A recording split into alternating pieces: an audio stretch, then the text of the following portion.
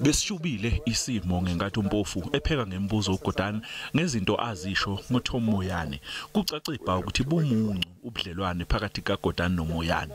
Ithimba labameli bakaMoyane lithi indlakadla eyayisetshenziswa nguGordhan ezikhukhumeza ecwasa ngokubuhlanga khomba ngokusobala ukuthi uhambelana nokugwamandwa kwamandla ombuso.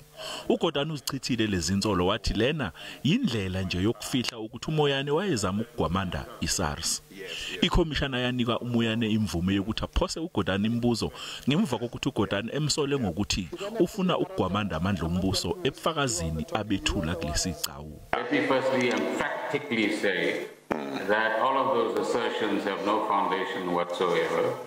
And to now throw around notions such as racism and my alleged involvement in corruption is part of the fake news narrative that bots right now seem to be propagating all over the show.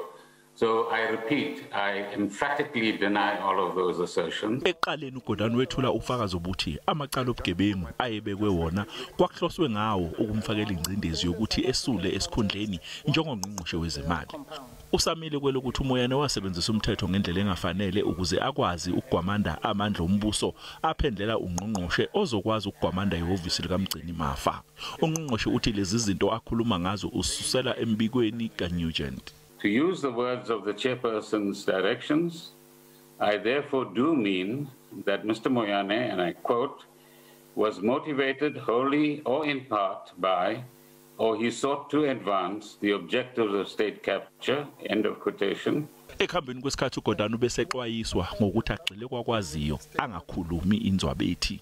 Ubethula ubufakazi obuthinta imihlangano eyabanjwa nowabengumengameli wezwe uJacob Zuma emzini wakhe osenkandla ngenhloso yokuthi kusetshenziswane nenkampani iBain and Company.